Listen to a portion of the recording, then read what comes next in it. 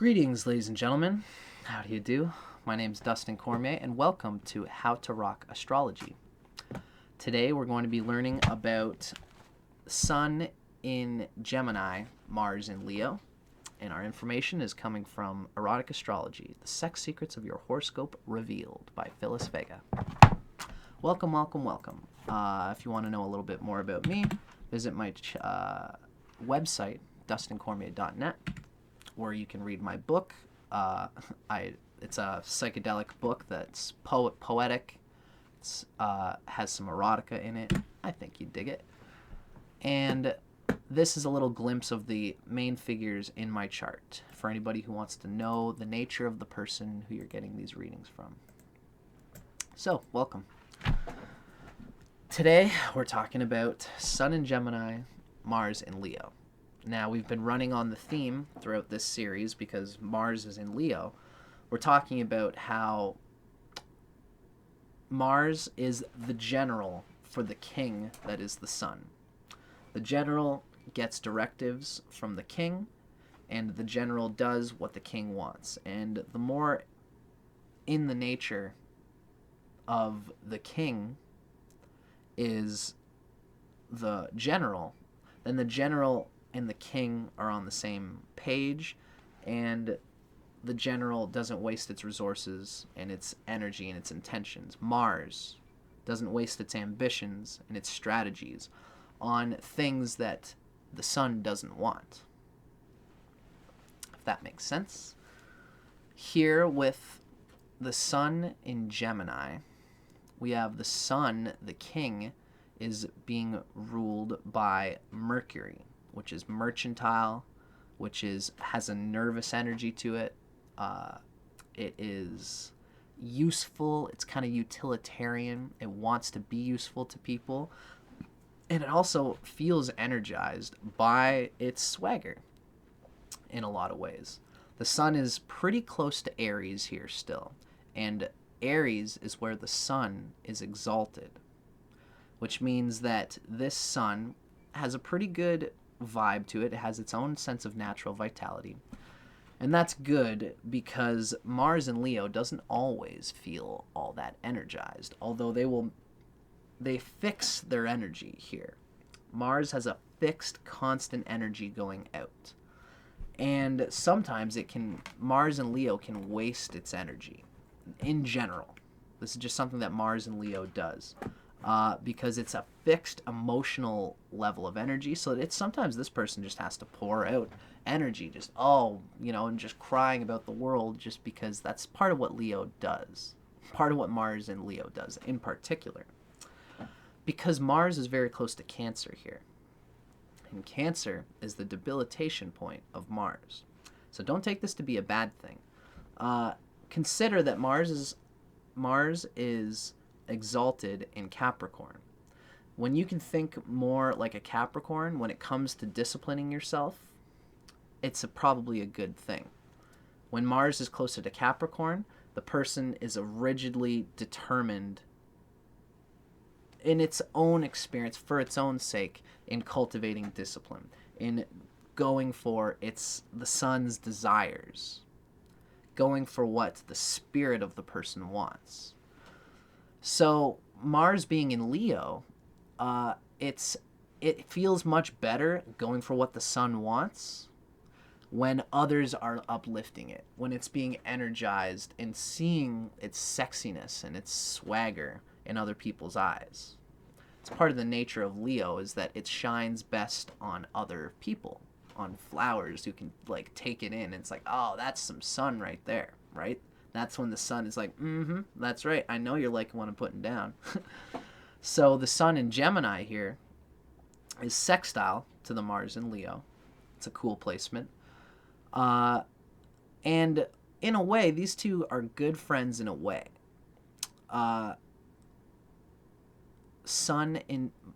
talking about Mercury, which rules the sun in Gemini, and the sun itself, which rules Leo. And that's where Mars is. So here, the king, being Mercury, is using the sun, Leo energy, to get what Mercury what the spirit of Mercury wants, having the sun in Gemini.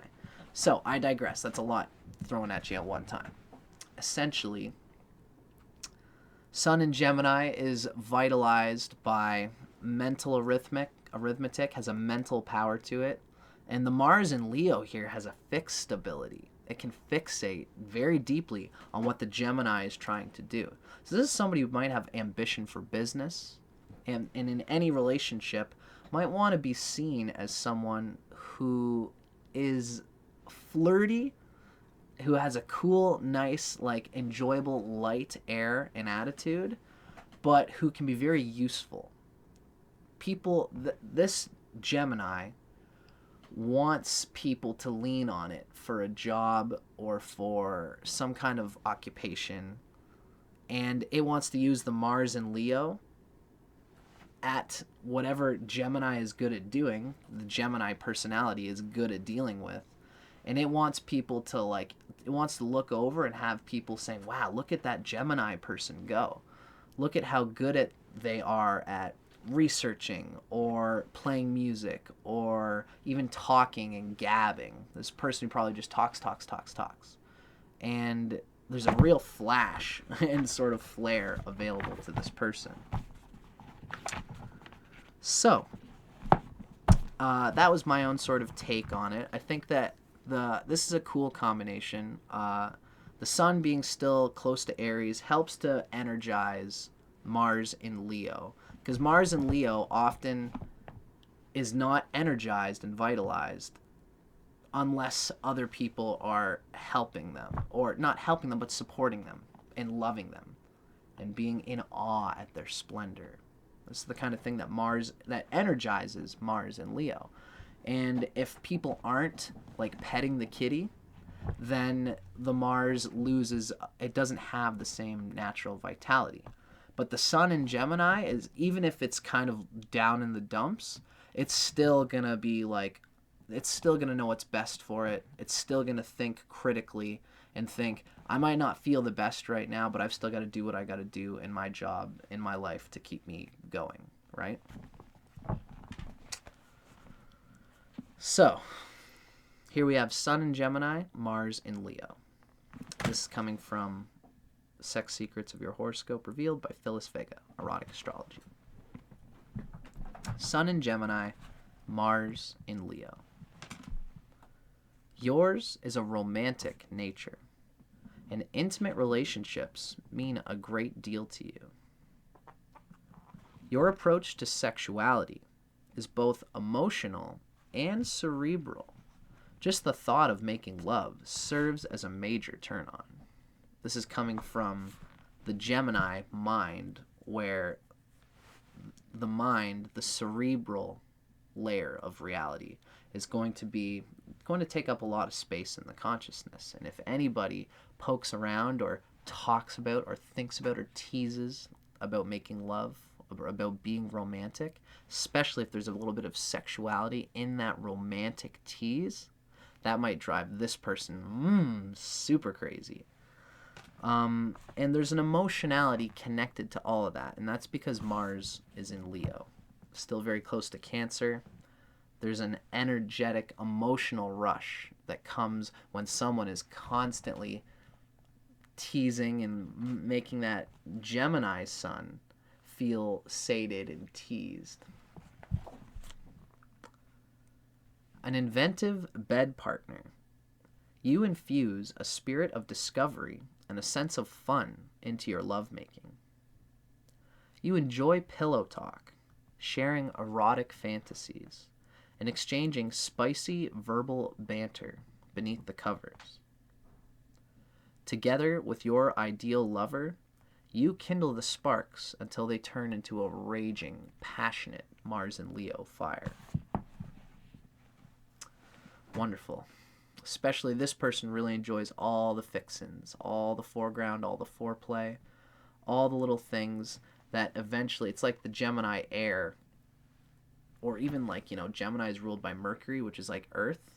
There's like an Earth, in the Vedic sense, Mercury is the Earth Panchatattva, and there's like a laying out and a sort of a meticulous preparing and throwing into this fire all these little things that this Gemini person can with the lover.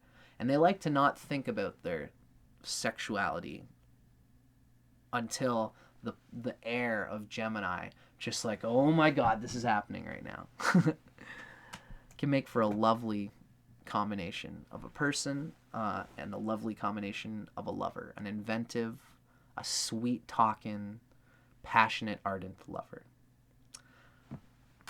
Just gotta, as usual with Mars and Leo, you know, like the Gemini sun will be very verbal and vocal about the good side and the bad side of the Mars and Leo's need to be petted in order for it to feel most vitalized. But this can lead the Gemini to a state of the constant cerebral arousal that makes this person tick at its best. And at least they know how to speak it, right? So, I'm Dustin Cormier.